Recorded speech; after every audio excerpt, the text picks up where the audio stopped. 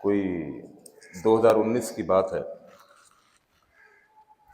نظر بندی ہوئی جرم بے گناہی کے اندر۔ جرم یہ تھا، جب لیٹر ملا کہ آپ کو 1 مہینے کے لیے سینٹرل جیل میں نظر بند کیا جا رہا ہے، تو اس میں جرم یہ لکھا ہوا تھا کہ اشتعال انگیز تقریر کی وجہ سے۔ حالانکہ اشتعال انگیز تقریر کا معنی یہ ہوتا ہے کہ آپ نے ملک کی سلامتی کے خلاف کوئی بیان دیا ہو یا کوئی بھی اس طریقے کی فرقہ واریت کی گفتگو کی ہو، تو ایسا تو کچھ بھی نہیں تھا۔ بہرحال وہ 1 مہینہ جو نظر بندی کا 30 دن جو یہ ڈیوریشن تھا، ان 30 دنوں کے اندر فراغت ہی فراغت تھی، نہ کہیں جانا نہ کہیں آنا، ایک کمرے کے اندر بند ہیں، قید ہیں۔ ویسے تو جو زندگی ہے وہ بڑی مصروف ہے،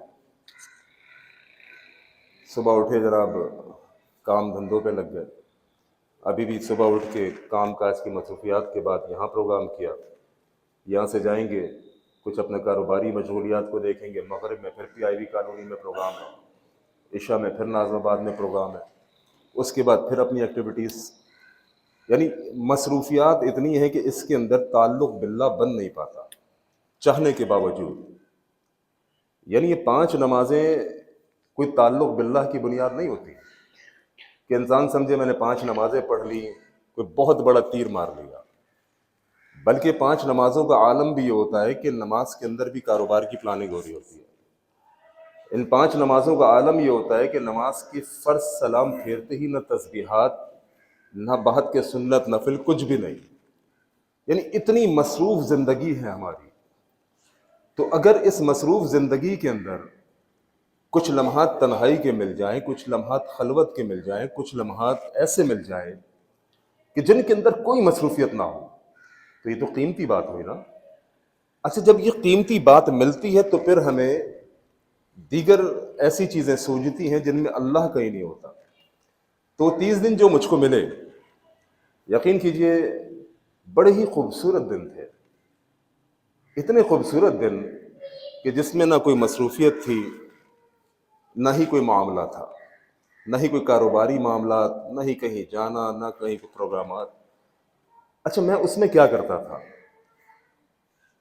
فرصت کے جو دن تھے ان میں شیڈول میں نے اپنا یہ بنایا کہ صبح نماز پڑھی، نماز کے بعد وہیں مصلی پہ بیٹھے ہوئے ذکر اذکار شروع کر دیا، ذکر اذکار سے فارغ ہوئے قرآن کی تلاوت شروع کر دی، قرآن کی تلاوت سے فارغ ہوئے کچھ نہ کچھ پڑھنا شروع کر دیا۔ یعنی یا تو نوافل یا فرائض یا قرآن یا سیکھنا سکھانا۔ اچھا، انہی فراغت کے دنوں میں دیگر اور بھی قیدی تھے نا، کوئی جناب قتل کر کے آیا ہے، کوئی ڈاکہ مار کے آیا ہے، کوئی زنا کر کے آیا ہے، کوئی جوا کھیل کے آیا ہے، کوئی آپسی تصادم کی وجہ سے آیا ہے۔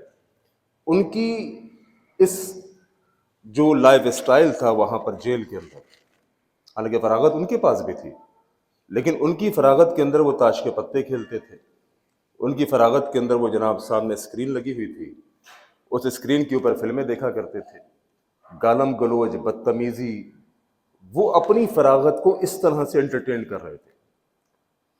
اچھا، ہم جو تھے، ہم سارے جرم بے گناہی کے لوگ تھے، جن کا جرم دین تھا، اسلام تھا۔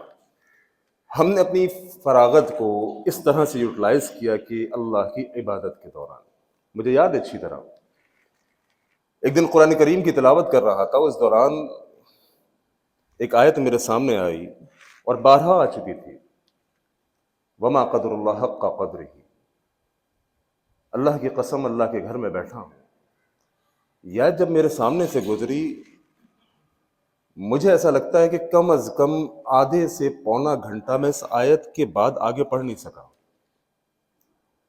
یعنی آنسو تھے کہ چھل کے جا رہے تھے کہ میرا رب مجھ سے کیا کہہ رہا ہے، اے بندے تو نے میری قدر نہیں کی جیسا میری قدر کرنے کا حق تھا۔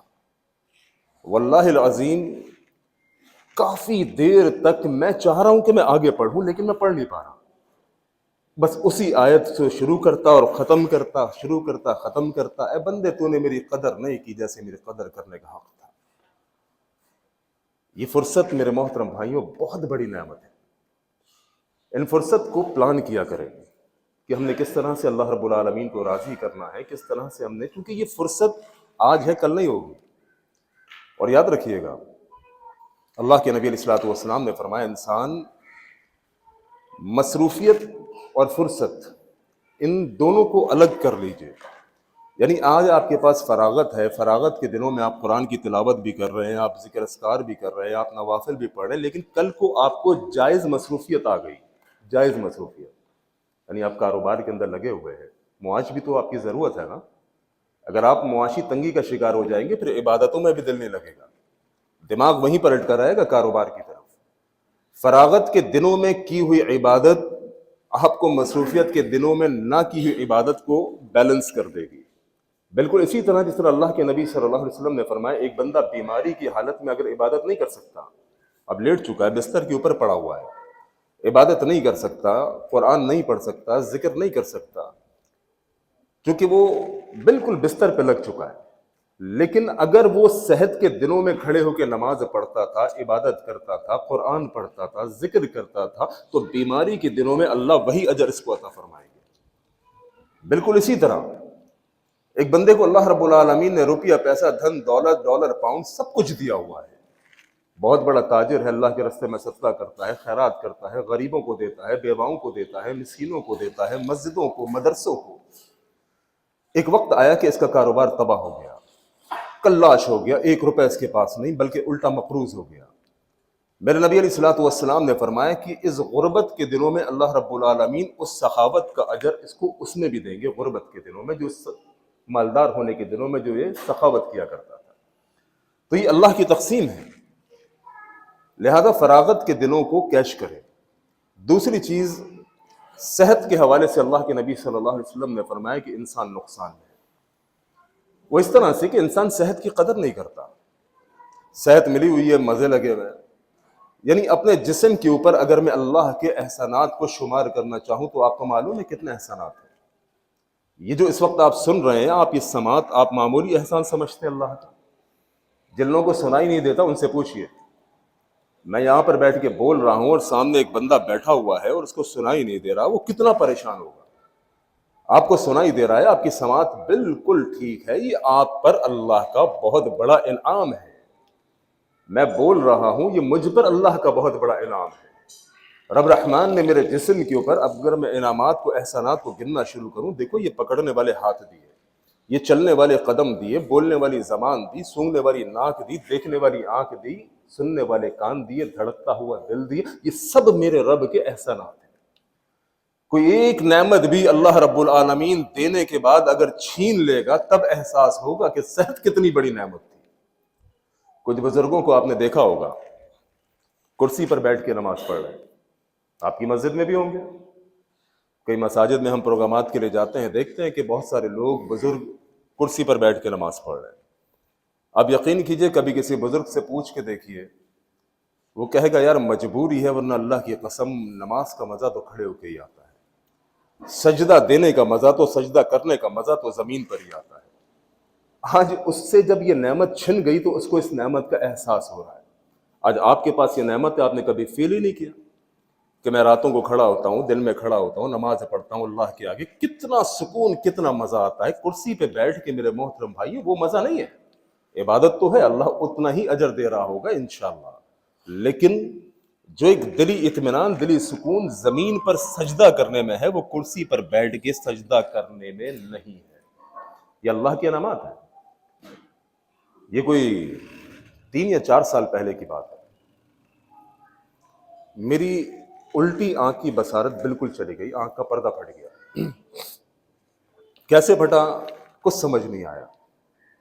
باشیوخ سے، علماء سے رابطہ کیا، انہوں نے کہا بہت ممکن ہے نظر بد لگی ہے، چونکہ کچھ بھی نہیں ہوا، نہ کوئی بال لگی، نہ کوئی چیز میری آنکھوں سے ٹکرائی، کچھ بھی نہیں۔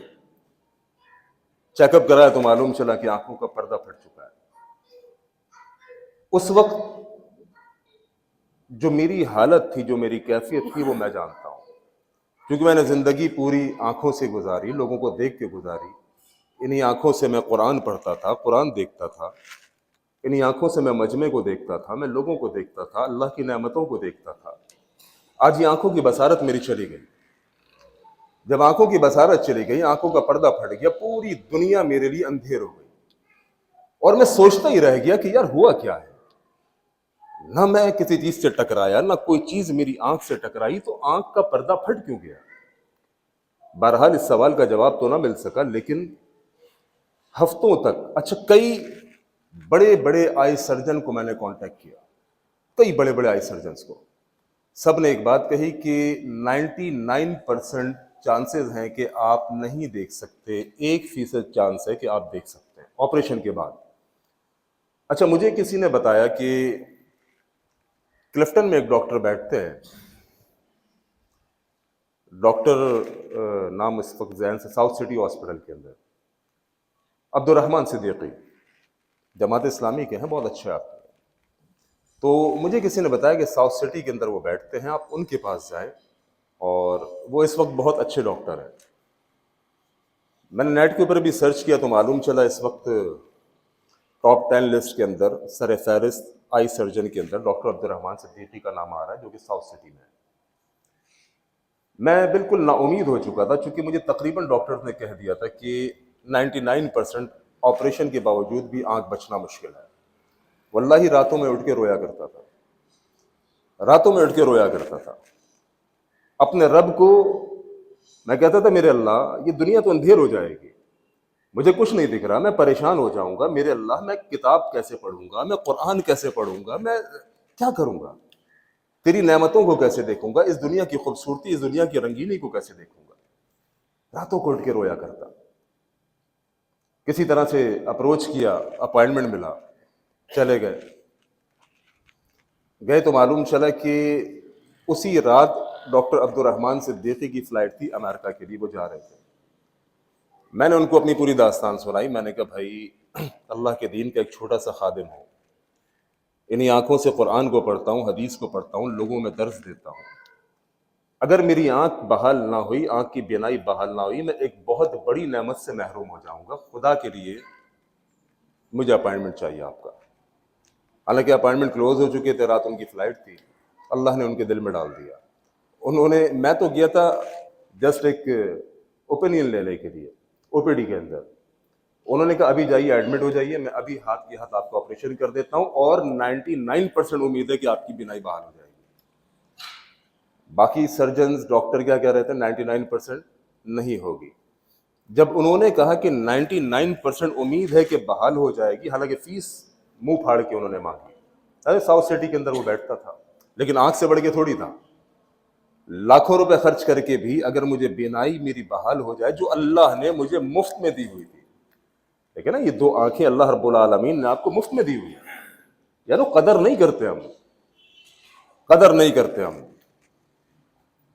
انہوں نے آپریشن کیا، 3 یا 4 دن کے بعد جب وہ پٹی ہٹی اور میں نے دیکھا کہ سب کچھ مجھے نظر آ رہا ہے، تو یقین کیجئے دل کے احساسات ایسے خوبصورت تھے۔ اس کے لیے بھی، ڈاکٹر کے لیے بھی بڑی دعائیں کی، اور اپنی ایک جو کنڈیشن تھی وہ ناقابل بیان تھی، کیونکہ اتنے 1 مہینے کے عرصے میں میری بینائی نظر ہی کچھ نہیں آ رہا۔ تو یہ جو اللہ رب العالمین نے مفت کے اندر کروڑوں اربوں روپے کی باڈی آپ کو دی ہوئی ہے، کروڑوں اربوں روپے کی باڈی ہے آپ کی، یعنی آپ کروڑ پتی اور ارب پتی اور کھرب پتی ہیں، معمولی آدمی نہیں ہے۔ ایک بندہ روڈ پہ ٹھیلا لگا رہا ہے، ٹھیلے کو دھکا لگا رہا ہے، آپ کہتے ہیں فقیر ہے، غریب ہے، یقین کیجئے کروڑ پتی ارب پتی آدمی ہے۔ میں آپ سے اگر کہوں کہ ایک آنکھ آپ مجھے دے دیجئے، بدلے میں آپ کو 10 لاکھ روپے دیتا ہوں، آپ کہیں گے لے بابا 10 لاکھ اپنے پاس رکھ، مجھے نہیں چاہیے۔ یار 20 لاکھ روپے دیتا ہوں، 2 آنکھ دے دو۔ 20 لاکھ روپے کے بدلے بھی آپ 2 آنکھ دینا برداشت نہیں کریں گے۔ 50 لاکھ روپے دیتا ہوں، اپنا یہ ہاتھ یہاں سے کٹوا کے مجھے دے دو، نہیں دو گے، معلوم چلا آپ کروڑ پتی ہیں، کروڑوں روپے کی نعمتیں اللہ رب العالمین نے آپ کی باڈی کے اوپر لگائی ہوئی ہے، قدر نہیں ہے، احساس نہیں ہے۔ اچھا، یہ احساس کب آئے گا؟ جب یہ نعمت خدا نخواستہ چھن جائے گی، جب یہ نعمت چھن جائے گی پھر احساس ہوگا۔ تو بھائی بات یہ ہے، نعمتوں کے چھن جانے سے تو ویسے بھی اللہ کے نبی نے پناہ مانگی ہے، تو قبل اس کے نعمتیں چھنے، اللہ رب العالمین کے ان احسانات کی قدر کیجئے، اور قدر کا معنی یہ ہے کہ اس کے آگے جھک جائیے۔ اللہ رب العالمین جو کہ رحیم رحمان اور کریم ہے، یقین کیجیے اپنے بندوں کی التجاؤں کو، اپنے بندوں کی دعاؤں کو وہ رب ایسے سنتا ہے کہ انسان کی عقل حیران ہو جائے۔ کل رات میری طبیعت کافی خراب، بہت خراب، میں نے کہا کیا کروں، اٹھا 2 رکعت نماز نفل پڑھی۔ اللہ گواہ ہے 2 رکعت نفل پڑھنے کے بعد رب نے ایسا کرم کیا، ایسا انعام کیا، ہم اصل میں اللہ رب العالمین کے آگے مناجات کا جو تصور ہے وہ ہمارے نزدیک ختم ہو چکا، ہمارا تصور دواؤں کے اوپر آ چکا ہے۔ یعنی جب مریض، جو کہ میری طب کی فیلڈ ہے، میں دیکھتا ہوں پہلے ساری دوائیاں میڈیکل سائنس کو، یعنی جو ایلوپیتھک میڈیسنز ہیں ان کو استعمال کیا جائے گا، نہیں بس چلا، آرام نہیں ملا، اس کے بعد یا تو پھر ہومیوپیتھک یا پھر ہربل حکمت کی طرف آئیں گے۔ اچھا، اس کے بعد پھر کہیں جا کے احساس ہوگا کہ گھر میں ایک شفا موجود ہے جس کا نام قرآن ہے، جب کہیں سے کوئی بن نہیں پڑا، اب ڈاکٹروں نے بھی کہہ دیا کہ بس دعا کرو، لا علاج ہے۔ اب اس وقت کیا کریں گے؟ اس کے پاس بیٹھ کے یاسین پڑھ رہے ہوں گے، اس کے پاس بیٹھ کے قرآن پڑھ رہے ہوں گے۔ وہ یقین کیجئے یہ پہلا کام تھا، اگر یہ کام آپ نے کر لیا ہوتا تو آپ کو باقی کاموں کی طرف نہیں جانا پڑتا۔ آپ نے توصیف الرحمان شیخ کا تو نام سنا ہوگا نا، سعودیہ والے، وہ فرماتے ہیں کہ میری بیٹی کے دل میں سوراخ ہو گیا، میری بیٹی کے دل میں سوراخ ہو گیا، تو کہنے لگے کہ جدہ کے اندر مجھے اپائنٹمنٹ ملا، میں چلا گیا اپنی بیٹی کو لے کے، وہاں پہ میں اس کا علاج کراتا رہا، اور ڈاکٹرز نے مجھ کو کہہ دیا کہ بھائی آپریشن ہوگا، اس بچی کا آپریشن ہوگا۔ کہنے لگے آپریشن کی ڈیٹ مل گئی، 1 مہینے کے بعد، بچی کے دل میں سوراخ تھا، آپریشن ہوگا، 1 مہینے کے بعد کی تاریخ ملی۔ اب یہ اس تاریخ سے پہلے پورے 1 مہینے فرماتے ہیں کہ میں اپنی بیٹی کے پاس جب بھی بیٹھتا، میں اپنی بیٹی کے اوپر سورہ فاتحہ پڑھ کے دم کرتا رہتا، نہ تعداد کہ 7 دفعہ 100 دفعہ 10 دفعہ۔ باپ ہے نا، باپ کی جو فیلنگ جو اپنے بچے کے لیے ہوگی وہ کسی اور کے لیے تھوڑی ہوگی۔ آپ بڑے سے بڑے مولوی کے پاس لے جائیں، بڑے سے بڑے مفتی کے پاس لے جائیں، وہ پورا قرآن پڑھ کے دم کر دے، اور ایک باپ 1 مرتبہ سورہ فاتحہ پڑھ کے دم کر دے، بہت بڑا فرق ہے دونوں کے اندر۔ وہ مولوی تو پیشہ ور ہے، وہ آپ کو بڑے بڑے تعویذ بھی لکھ کے دے گا، بڑے بڑے پھرے بھی لکھ کے دے گا، لیکن اس میں دم نہیں ہوگا جو ایک باپ کے دم کے اندر دم ہوگا۔ توصیف الرحمان شیخ فرماتے ہیں میں اپنی بیٹی کے پاس جب بھی بیٹھتا اس کے اوپر سورہ فاتحہ پڑھ کے دم کرتا۔ کہنے لگے آپریشن کی ڈیٹ آئی، میں اپنی بچی کو لے گیا اسپتال آپریشن کے لیے۔ کہنے لگے جب آپریشن تھیٹر کے اندر لے کر گیا تو ڈاکٹرز نے پہلے کہا کہ 1 دفعہ دوبارہ ری چیک کر لیتے ہیں ہم اس کے سوراخ کو۔ کہنے لگے جب ٹیسٹ ہوا تو معلوم چلا اس کے تو سوراخ ہی کوئی نہیں، اس کے تو سوراخ ہی کوئی نہیں۔ یعنی میڈیکل سائنس بھی اس بات کو جانتی ہے کہ کوئی میڈیسن ایسی نہیں بنی جو 1 مہینے کے اندر بچی کے میڈیسن کے ذریعے دل کے سوراخ کو بند کر دے۔ یہ رب کے قرآن کا معجزہ نہیں ہے تو اور کیا ہے؟ یہ رب کے قرآن کا معجزہ ہے۔ قرآن کو پڑھ کے دیکھیے، قرآن شفا ہے۔ اپنے مریض کے اوپر سورہ فاتحہ پڑھ کے دم کیجئے، اپنے مریض کے اوپر قرآن پڑھ کے دم کیجئے، مریض خود اپنے اوپر قرآن پڑھ کے دم کرے، راتوں کی تنہائی میں اٹھے، اللہ رب العالمین کی بارگاہ میں اپنے ہاتھوں کو پھیلائے، آنسوں کو بہائے، رب کو رب کی رحمتوں کا واسطہ دے، میرے اللہ میں تو فقیر، میں تو غریب، تیرے در کا بھکاری، تیرے در کا محتاج، میرے اللہ کا ڈاکٹر صحیح، ہسپتال صحیح، رب تیرے پر اعتقاد ہے، اللہ شفا تو نے دے دی ہے۔ دیکھیے ہم مریض کو دوا دیتے ہیں، ایک اس مریض کو دوا دی، ایک اس مریض کو دوا دی، دونوں کو سیم کیس ہے، ایک ہی مسئلہ ہے۔ مثال کے طور پہ حکمت تو شاید آپ کو دواؤں کے نام سمجھ نہ آئے، میں ایلوپیتھک کی ایک عام بالکل کامن میڈیسن ہے پیناڈول، ہر کوئی واقف ہے اس سے، سر کے درد کے اندر وہ استعمال کی جاتی ہے، پیر کے درد کے اندر، بخار کے اندر، بہت سارے مسئلوں میں استعمال ہوتی ہے۔ اب اس بندے کو بھی سر کا درد ہے، اس بندے کو بھی سر کا درد ہے، اس کو بھی پیناڈول دی، اس کو بھی پیناڈول دی، اس کو شفا نہیں ملی، سر کا درد ویسے ہی رہا، اس کا ختم ہو گیا۔ بات آ رہی ہے سمجھ میں کہ نہیں آ رہی؟ دونوں کو سر کا درد، دونوں کو سر کے درد کے اندر پیناڈول ٹیبلٹ دی، اس کے سر کا درد ختم ہو گیا، اس کے نہیں ہوا۔ معلوم چلا کہ شفا پیناڈول میں نہیں تھی، شفا رب کے حکم میں تھی، اس کے لیے شفا تھی، اس کو مل گئی، اس کو نہیں ملی۔ تو بات یہ ہے کہ ہم اللہ رب العالمین کو رحمان رحیم اور کریم سمجھ کے اللہ سے اپنے لیے شفا مانگے۔ اللہ رب العالمین ہے جو شفا عطا فرمائیں گے، دواؤں میں کوئی طاقت نہیں، کوئی قوت نہیں، ہاں سنت ہے، علاج کریے۔ بعض لوگ مجھے کہتے ہیں کہ حکیم صاحب ہم آپ کو دیکھ کے دوا منگا رہے ہیں، آپ ہماری جماعت کے بڑے ہیں، آپ حکیم ہیں، آپ دیندار ہیں، آپ یہ. میں نے کہا یار خدا کا واسطہ مجھے دیکھ کے مت منگاؤ، مجھے دیکھ کے مت منگاؤ، کیونکہ میں انسان ہوں، انسان کا علم ناقص ہوتا ہے. انسان کسی بھی کل انسان کے پاس کل علم تو نہیں ہے، نہ دین کا دنیا کا. اب تو مجھے دیکھ کے دوا منگائے گا، مجھے دیکھ کے شہد منگائے گا، مجھے دیکھ کے علاج کرائے گا، اور اگر میری دوا کارگر ثابت نہ ہوئی، تیرے لیے رب نے شفا نہیں رکھی ہو، تو تم مجھ سے تو بدگمان ہوگا، دین سے بھی ہوگا. کیونکہ تو کہے گا کہ بھائی یہ تو مولوی دیندار تھا، بڑا دین کے دعوے دار تھا، بڑے توحید کی باتیں کرتا تھا. تو مجھے دیکھ کے مت منگاؤ، قسمت آزماؤ. دواؤں میں تو شفا نہیں ہے نا، شفا تو اللہ رب العالمین کی ذات نے دینی ہے، اس رب سے مانگو. تو میرے محترم بھائیو، صحت بہت بڑی نعمت ہے، اس صحت کی قدر کیجیے. جب انسان بستر کے اوپر جا لگتا ہے تب اس کو معلوم چلتا ہے کہ یہ صحت بہت بڑی نعمت تھی، میں نے اس کی ناقدری کی. بھائی نے موضوع بڑا اچھا دیا ہے. یقین کیجیے جہاں کوئی موضوع ملتا ہے نا وہاں مجھے بات کرنے میں بھی مزہ آتا ہے. ورنہ میرے ساتھ یہ میرے بھائی ڈرائیور ہیں فہیم بھائی، شاید یہ بھی میرے درس سے اکتا چکے ہوں، ہر جگہ بھی فلسطین فلسطین فلسطین، جہاں بھی پروگرام کرنے جا رہے ہیں فلسطین. ٹھیک ہے، اچھی بات ہے، بولنا چاہیے، لیکن جب ہمارے پاس موضوعات ہمیں ملا کرتے ہیں تو پھر ہمیں بھی مزہ آتا ہے دوسرے موضوعات پہ بات کرنے پہ. تو بھائی کا میں احسان مند ہوں کہ انہوں نے بہت اچھا موضوع دیا. تیمارداری، مریض کی عیادت، صحت کے حوالے سے، طب نبوی کے حوالے سے، یہ بہت ہی قیمتی موضوع ہے اور ہر شخص کی ضرورت ہے. بیماروں کی عیادت کیا کریں. نبی علیہ الصلوۃ والسلام خود بیماروں کی عیادت کے لیے تشریف لے کے جاتے تھے، اتنی مصروفیات کے باوجود. ہمارے پاس تو آج وقت نہیں ہے نا کہ ہم کسی بیمار کی تیمارداری کریں. یقین کریں جب آپ خود بیمار ہوں گے نا، آپ کی کوئی تیمارداری کے لیے آئے گا، آپ کو اچھا لگے گا. اگر آپ بیمار ہوتے ہیں، آپ کی کوئی تیمارداری کے لیے آتا ہے، کوئی پوچھنے کے لیے آتا ہے، آپ کو اچھا لگتا ہے. ابھی تھوڑے دنوں پہلے صلاح الدین بھائی کے پاس ہم گئے تو بستر ان کے پاس اسپتال والا بیڈ گھر کے اوپر موجود تھا. یقین کیجئے ان کی خوشی دیدنی تھی. اتنا مجھے محسوس ہوا کہ ان کو اچھا لگ رہا تھا کہ لوگ مجھے پوچھنے آ رہے ہیں. اتنے عرصے بیمار بیڈ کے اوپر، لیکن لوگ ابھی بھی جاتے ہیں، محبت کرنے والے. تو بیمار کو اچھا لگتا ہے، اور نبی علیہ الصلوۃ والسلام کی سنت بھی اور اجر بھی ہے. اجر کتنا ہے؟ میرے نبی علیہ الصلوۃ والسلام نے فرمایا جو بندہ کسی کی تیمارداری کے لیے گھر سے اگر صبح میں نکلتا ہے، کسی کی تیمارداری کے لیے اگر صبح میں نکلتا ہے تو شام تک 70,000 فرشتے اس بندے کی اللہ سے مغفرت کی دعا مانگتے ہیں. اگر شام میں نکلتا ہے تو صبح تک اس بندے کے لیے جو تیمارداری کے لیے کسی کی گیا ہے، اللہ رب العالمین کے فرشتے 70,000 اس کی مغفرت کے لیے دعا مانگتے. کوئی معمولی بات نہیں.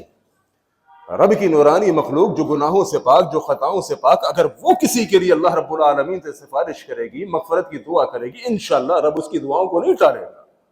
لوگوں کی تیمارداری کے لیے جایا کریں، اس پر بہت اجر ہے. اللہ کے نبی علیہ الصلوۃ والسلام لوگوں کی تیمارداری کے لیے خود تشریف لے جاتے، اور میں سمجھتا ہوں کہ اس کے پیچھے ایک مشن، ایک مقصد تھا. مقصد کیا تھا؟ دیکھیے ایک غلام، حدیث میں آتا ہے یہ غلام یہودی تھا. اللہ کے نبی علیہ الصلوۃ والسلام کو معلوم چلا وہ بیمار ہو گیا. اللہ کے نبی صلی اللہ علیہ وسلم اس کی تیمارداری کے لیے پہنچے، اور جب تیمارداری کے لیے پہنچے تو ساتھ اللہ کے نبی صلی اللہ علیہ وسلم نے اس کی خیر خیریت پوچھی، اس کی طبیعت پوچھی، اور ساتھ میں اس کو اسلام کی تعلیم دی، اس کو اسلام کی دعوت دی، توحید کی دعوت دی. وہ غلام اسی بستر کے اوپر ایمان لے کر آ گیا. آپ کے چچا تھے نا ابو طالب، آپ نے بارہا سنا ہوگا، چچا میرے کان میں کلمہ پڑھ دیجیے، سنا ہے نا یہ؟ اچھا یہ کیا معاملہ تھا؟ اللہ کے نبی علیہ الصلوۃ والسلام اپنے چچا کی تیمارداری کے لیے تشریف لے گئے تھے. عیادت بھی کر لی، مزاج پرسی بھی کر لی، ساتھ میں دین کا پیغام بھی دے دیا، دین کی دعوت بھی دے دی. اصل میں جو بیمار آدمی ہوتا ہے اس کا دل چھوٹا ہوا ہوتا ہے. بیمار آدمی کا دل چھوٹا ہوا ہوتا ہے. اور اس وقت جو کیفیت چل رہی ہے میں دیکھتا ہوں، اس وقت ایک بیماری ہے اینزائٹی. اینزائٹی عام ہے، ڈپریشن، اسٹریس، یہ عام ہے، کامن بیماری ہے. اچھا اینزائٹی پیشنٹ کو لگتا ہے کہ بس جو بیماری مجھ پر آئی ہے وہ بس اب مجھے ساتھ لے کے چلی جائے گی. یہ بڑی کامن بیماری ہو چکی ہے. یعنی اینزائٹی باقاعدہ کوئی بیماری تو نہیں ہے، یہ ایک فیلنگز ہیں. بعض دفعہ آئی بی ایس پرابلم جو ہوتا ہے، آنتوں کا کام صحیح نہ کرنا، آنتوں کی ورکنگ صحیح نہ کرنا، جس کی وجہ سے گیسز اوپر کی طرف چڑھتی ہے، کبھی دل کی طرف چڑھتی ہے، تو بندہ کہتا ہے بس اٹیک ہونے والا ہے، سیدھا پہنچے گا اسپتال، یار میری ای سی جی کر دے. اس حد تک وہ اپنی بیماری کو لے کے چلا جاتا ہے۔ گیسٹرک پرابلم عموماً کامن ہے، تو ایسا پیشنٹ جب وہ بیمار ہوتا ہے اس کو لگتا ہے کہ بس اب میرا آخری وقت ہے، یہ بیماری بس مجھے لے جائے گی۔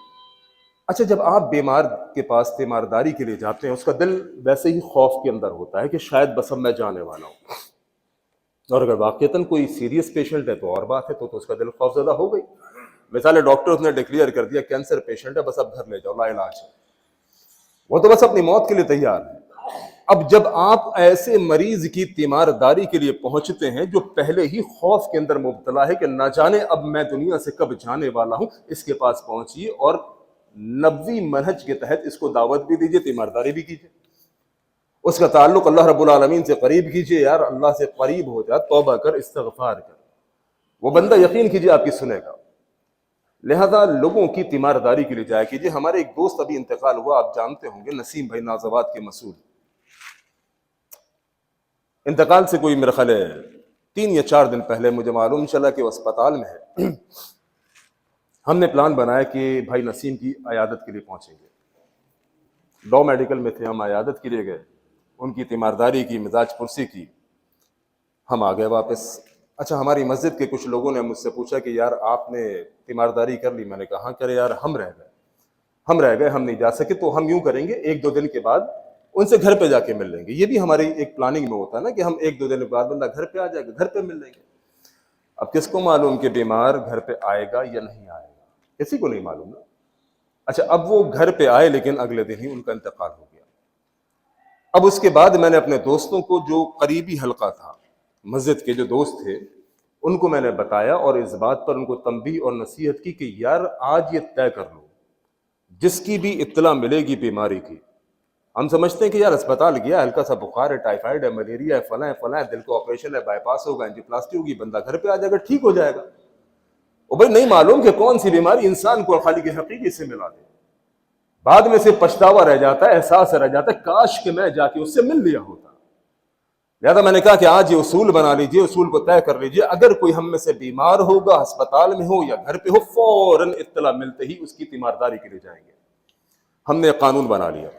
نسیم بھائی کی ڈیتھ ہو گئی، انتقال ہو گیا۔ اچھا، اب سب تیار کہ جناب کوئی بھی بیمار کی اطلاع، یا ہمیں معلوم چلا کہ ہمارے ساتھی ارشد بھائی نازآباد کے وہ بیمار ہو گئے، سارے ان کے پاس۔ اچھا، انہی دنوں جو ہے وہ موسم تبدیل ہوا، مجھے بھی نزلہ کھانسی بخار ہوا، میں مسجد نہیں جا سکا۔ بچے سے پوچھا گیا بھائی کیوں نہیں آیا باسی صاحب؟ انہوں نے کہا جی ان کی طبیعت خراب ہے، میرے بیٹے نے، وہ بھائی سارے نمازی میرے گھر پہ۔ تو یہ ایک اچھا ماحول بن گیا۔ تو یہ آپ بھی کیجیے اپنی مسجد کی سطح کے اوپر۔ اس سے کیا ہوگا؟ لوگوں میں ایک تو آپ کا کردار اور اخلاق کی دعوت ہوگی، تیمارداری کا اجر ملے گا۔ جب تک آپ اس بیمار کی تیمارداری کریں گے، 70,000 فرشتے آپ کے لیے دعا کریں گے۔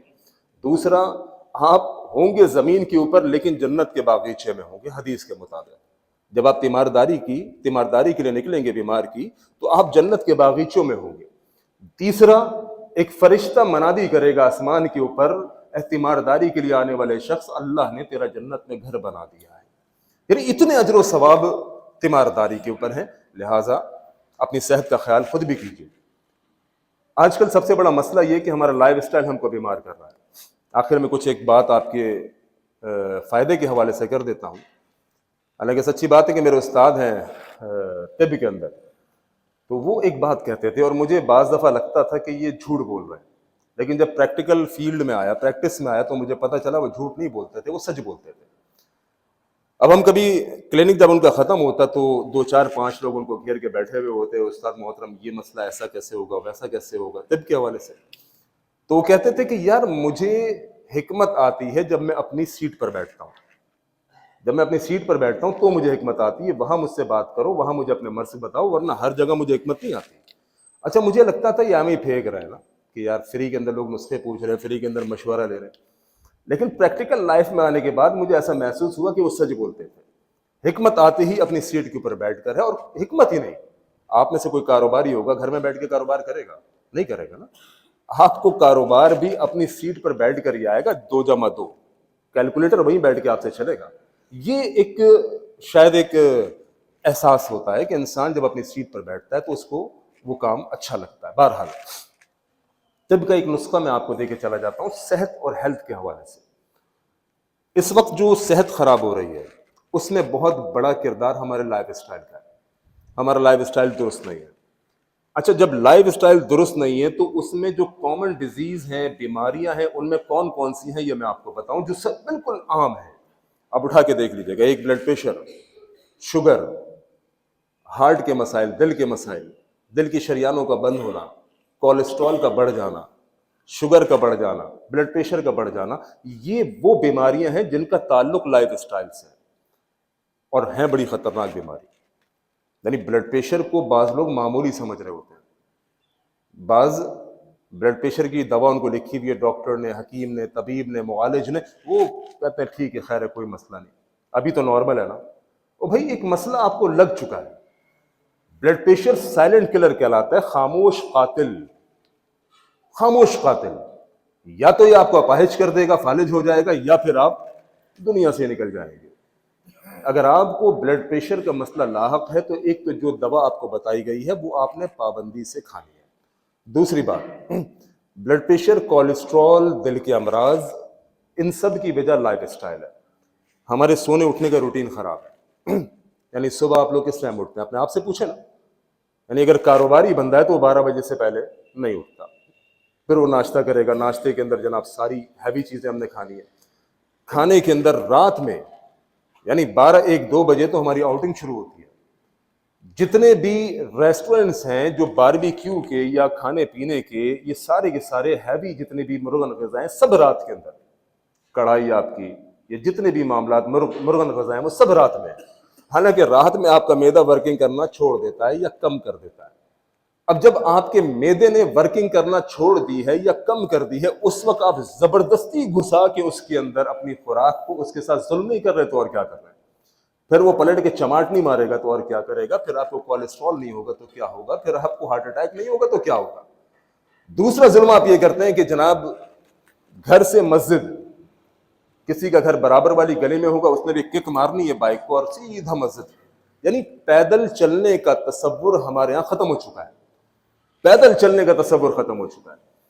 یہ وہ چیزیں ہیں, یہ وہ لائف اسٹائل ہے کہ جس کی وجہ سے آپ ان ڈیزیز کے اندر مبتلا ہوتے ہیں. آپ کو شوگر ہوتی ہے, آپ کو بلڈ پریشر ہوتا ہے, آپ کو کولیسٹرول ہوتا ہے, آپ کو ہارٹ اٹیک ہوتا ہے. آپ اپنا لائف اسٹائل چینج کر کے دیکھیے, یقین کریں آپ کو کسی دوا کی بھی ضرورت نہیں پڑے گی. سورج کے ساتھ اپنی زندگی کو شروع کریں, سورج کے ساتھ اپنی زندگی کو ختم کریں. کھانے پینے کا جتنا نظام ہے, جتنے معاملات ہیں, وہ رات میں مغرب کے بعد ختم کر دیجئے اور رات میں وقت کے اوپر سو جائیے. ایک یہ بہت اچھا طریقہ ہے. دوسرا, غذا ہر چیز کھانے کی نہیں ہوتی. ہم سمجھتے ہیں جو چیز بھی مل رہی ہے وہ کھانے کی ہے. اچھا, اس پہ ہم بیٹھ کے ڈیبیٹ بڑی اچھی کریں گے کھانے پینے کے معاملے میں. میں آپ کو سچ بتا رہا ہوں, پنجاب کے اندر ایک درس تھا, ایک پروگرام تھا بھاولپور میں, تو کچھ حکیم حضرات بھی موجود تھے, کچھ علماء کرام بھی موجود تھے, مفتیان بھی موجود تھے. ہماری بات چیت چلی, جناب لائف اسٹائل خراب ہے, کھانے پینے کا نظام خراب ہے, اور یہ غذا اور وہ غذا لینی چاہیے اور یہ نہیں لینی چاہیے. تھوڑی دیر بعد میزبان نے دسترخوان لگایا, ساری اللہ کی نعمتیں موجود ساری ٹوٹ پڑے. تو بات یہ ہے کہ عمل سے سب کچھ ہوگا.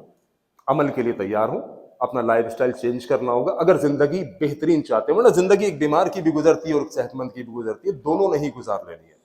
دوسرا, مجھے معلوم ہے مجھ سمیت ہم میں سے کوئی لائف اسٹائل چینج کرنے پر تیار نہیں.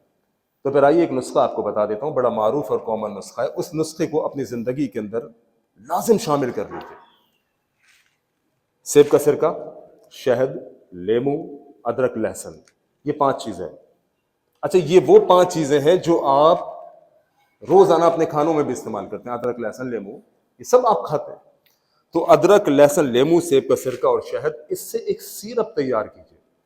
اچھا, وہ سیرپ تیار کرنے کے بعد آپ حیران ہو جائیں گے, جس کو مسئلہ نہیں بھی ہے, ضروری ہے کہ کولیسٹرول ہوگا تو آپ استعمال کریں گے. بھائی اب یہ نہیں ہے, آپ کا لائف اسٹائل تو خراب ہے نا. آپ نے بھی ٹیسٹ نہیں کرایا, آپ کو نہیں معلوم کہ مجھے کولیسٹرول ہے, آپ نے اینجیوپلاسٹی نہیں کرائی, اینجیوگرافی نہیں کرائی, آپ کو معلوم ہے کہ میری کیا ہے, لیکن اس کے باوجود آپ یہ سیرپ شروع کر دیجئے. یہ زندگی کے لیے بہت اہم ہے. اس سے کیا ہوگا, آپ کا کولیسٹرول لیول پہ رہے گا.